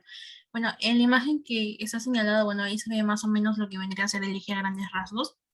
Se menciona que las neuronas van a ser las secretoras, ¿no?, de la CRH, y bueno, estas van a estar sometidas a cierto control por parte en sí del sistema nervioso central, partiendo de las características que le corresponden. Por ejemplo, se menciona que tiene una naturaleza circadiana y pulsátil, como ya se mencionó, y también la otra característica importante era la integración de señales que iban a proceder de los centros corticales superiores. Entonces, la hipófisis iba a secretar lo que era la ACTH, siguiendo un ritmo circadiano. Sin embargo, aquí habían otro mecanismo, por ejemplo, que el núcleo supraquiasmático del hipotálamo, que se iba a situar por encima ya del quiasma óptico, iba a recibir informaciones o aferencias, por ejemplo, que iban a proceder ahí de la retina. Entonces, al llegar al núcleo supraquiasmático, iba a controlar de cierta manera lo que vendrían a ser los ritmos, el ritmo circadiano, y entonces esta información transmitida de los núcleos hipotalámicos a las corticotropas iba a modular la secreción circadiana de la ACTH, y también por ende lo que vendría a ser la secreción del cortisol. Siguiente, por favor. Bueno, en ese esquema de aquí, más que nada les quise ver cómo vendría a ser lo del ritmo circadiano. Por ejemplo, este nos está diciendo que las menores tasas de secreción se van a producir durante las horas de la noche. Y entonces, y esto característicamente inmediatamente después de que la persona se quede dormida. Y las tasas mayores de secreción van a estar produciéndose antes de despertarse, pero por la mañana. Y entonces se mencionaba que se desconocía, no estaba bien esclarecido el mecanismo por el cual las neuronas hipotalámicas iban a generar estos pulsos de actividad excretora. Sin embargo, habían ciertos estudios que revelaban que existían, por ejemplo, factores que modulaban esto, ¿no? Y entonces se mencionaba que, por ejemplo, lo que vendría a ser la secreción CRH y también por ende la ACTH iba a ser producida en respuesta a lo que vendría a ser un estrés físico, psicológico o también bioquímico, como lo vendría a ser la hipoglucemia, ¿no? Y eso iba a estimular la secreción de la CRH y la ACTH, y entonces aumentando así por ende lo que vendría a ser la liberación de cortisol. También se menciona que, bueno, como sucede con otras hormonas liberadoras del hipotálamo, la CRH se menciona mucho que se va a liberar en pulsos, como está esquematizado, y la consecuencia de ello se va a dar una secreción pulsátil de ACTH, que va a predisponer a que también se siga un ritmo circadiano de secreción en cuanto al cortisol. Siguiente, por favor. Bueno, y sobre los mecanismos de retroalimentación que encontramos, bueno, aquí destacamos dos, vendrán a actuar a diferentes niveles hipotalámico, hipofisario y glandular, la corteza suprarrenal. El primero se encontraba a nivel, el mecanismo de retroalimentación a nivel de la hipófisis anterior. Como se puede ver en el esquema, lo que va a jugar un papel muy importante aquí vendría a ser el cortisol, que se va a unir a su receptor de glucocorticoides, que vendría a estar denominado con las letras GR. Y entonces, en el citosol ya de las células corticotropas se va a formar un complejo del ligando receptor y ese se va a desplazar hacia el núcleo. Y estando ya en el núcleo, este complejo se va a unir a otro complejo que va a estar denominado como GRE, que son los elementos de respuesta a glucocorticoides. Y entonces, al formarse este nuevo complejo cortisol, GR y GRE, iba a modular lo que vendría a ser la expresión génica, que iba a aumentar o disminuir la expresión de genes. Y entonces, en este punto lo importante era inhibir el receptor del CRH y también receptores de la ACTH. Y así era como el cortisol iba a actuar, ¿no? A nivel del hipófisis. Sin embargo, a nivel del hipotálamo, el cortisol se mencionaba que actuaba sobre lo que vendrían a ser las neuronas hipotalámicas, que iban a ser secretoras de SRH, o sea, de la hormona liberadora de corticotropina. Pero lo que iba a pasar aquí no estaba tan esclarecido en una imagen, por ejemplo, es que se iba a reducir lo que vendrán a ser los niveles de ARN mensajero y acompañado también de la reducción de los niveles de péptidos de la hormona liberadora de corticotropina en las neuronas paraventriculares del hipotálamo. Y entonces así es como se iba a inhibir lo que vendría a ser la liberación de esta hormona, que estaba ya sintetizada, y por ende no se iba a llegar a unirse a sus receptores, ¿no? En la hipófisis anterior, y por lo tanto no había la liberación de las ACTH, y por ende tampoco disminución de las hormonas de los efectos de este. Sí, por favor. Bueno, ya más en esta imagen estaba un poco más esquematizado lo que vendría a ser la acción de el control de retroalimentación a nivel de la hipófisis anterior. Lo podemos ver con las letras que señalan de las flechitas rojas. Vemos que se menciona que hay una retroalimentación larga y una retroalimentación corta, ¿no? La retroalimentación larga es a nivel de lo que vendría a ser la hipófisis, y la corta es del hipotálamo, y la corta vendría a ser lo que vendría a ser, ¿no? La hipófisis. Y también con las flechas verdes se indican lo que vendrían a ser los factores que actuaban y se estaban considerando como parte del control del sistema nervioso central, ¿no? Como podría ser el estrés físico y bioquímicos, por ejemplo, como la hipoglucemia. Siguiente, por favor. Y bueno, en cuanto a la aplicación clínica, destacamos dos enfermedades. Bueno, en primer lugar teníamos la enfermedad de Addison, que bueno, se iba a estar definida como la destrucción autoinmunitaria de la corteza suprarrenal, ¿no? Y entonces iba a haber, al ocasionarse esto, iba a haber una disminución de la síntesis de todas las hormonas suprarrenocorticales, lo que iba a dar una disminución de las concentraciones en sangre de cortisol, aldosterona y los andrógenos suprarrenales. Y entonces cada uno de estos iba a tener ciertos efectos. Por ejemplo, al disminuir el cortisol se iba a generar, por ejemplo, un estado de hipoglucemia, anorexia. También mencionaban que estaba acompañado de manifestaciones como la pérdida de peso, náuseas, vómitos, entre otros. En el caso de la disminución de los mineralocorticoides, en especial la aldosterona, se iba a producir, ya que este tiene una intervención directa en lo que vendría a ser el eje o el sistema renina-angiotensina-aldosterona.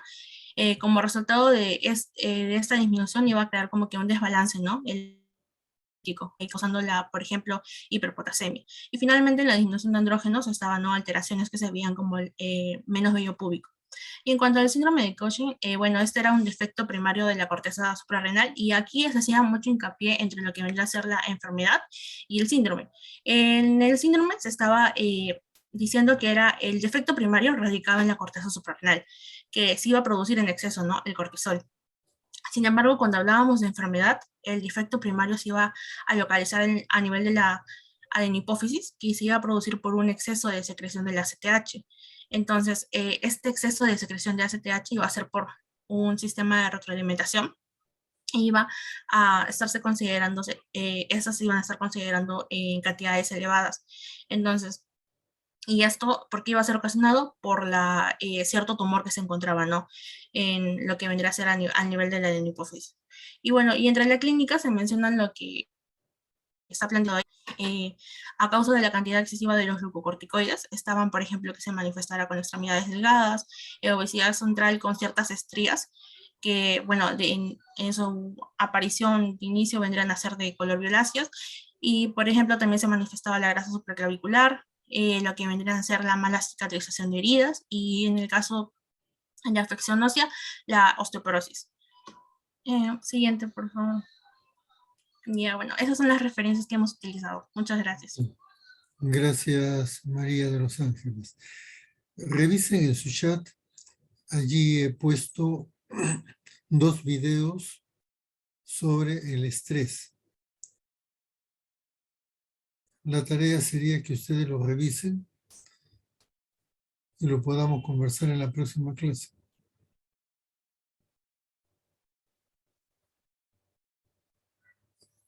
¿Ya lo vieron?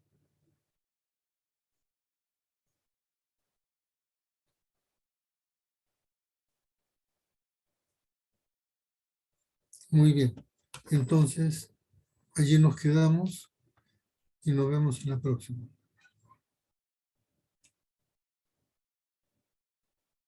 Que les vaya bien. Hasta luego, profesor. Hasta luego, doctor. Buenas tardes.